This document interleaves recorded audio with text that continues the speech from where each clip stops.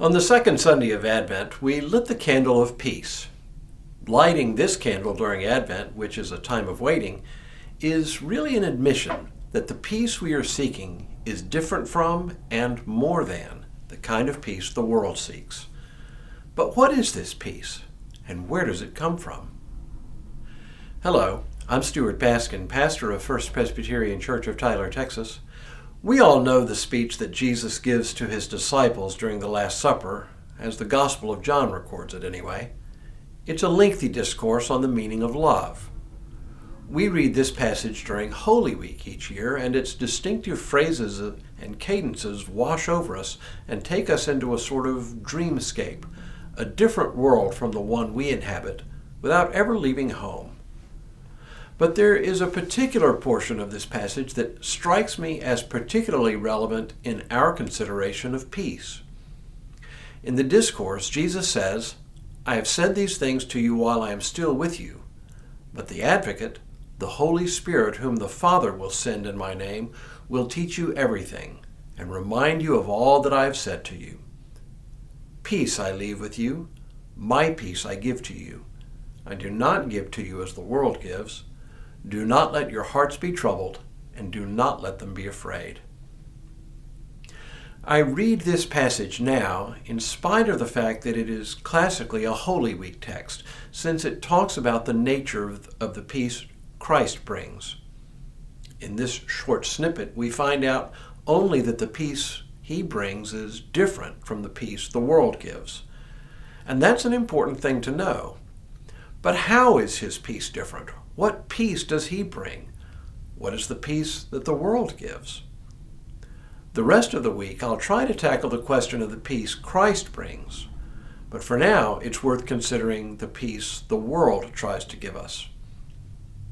The peace the world gives, or claims to give anyway, turns out to be a bit of idolatry.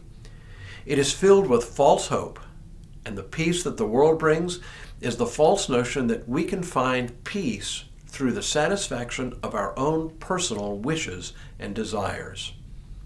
First, there's the promise that we can find peace in the accumulation of more and more things, more and more stuff. And while it may be true that abject poverty is a kind of living hell, it doesn't follow that accumulating more and more stuff frees us from that kind of hell. Oh, sure, there's a level of material well-being that's important.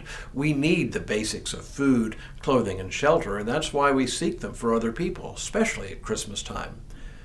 We need to be able to feel safe in our persons and homes from violence and crime.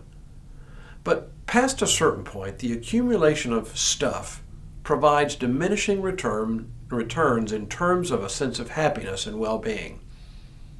Surely we can treat happiness and well-being as proxies for a certain kind of peace, but to extrapolate from that, the idea that more stuff equals inner peace is simply false hope.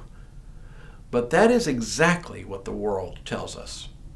If we have a better car, we will live a more glamorous life. If we buy this brand of clothing, we will feel better about ourselves.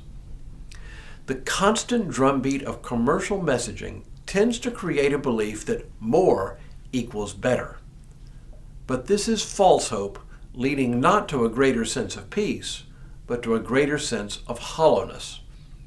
Somehow, without quite knowing why, we just never quite reach that sense of inner peace that the world promises us. Oh, maybe we need to look for peace in other places. Maybe peace isn't just about the fulfillment of our own personal wishes and desires. Maybe there is something else that peace consists of. And maybe, just maybe, that's the peace that Christ offers us. But what is that peace? Well, tomorrow, let's start to find out. But for now, may God continue to bless you and keep you in all that you do this day and in all the days ahead.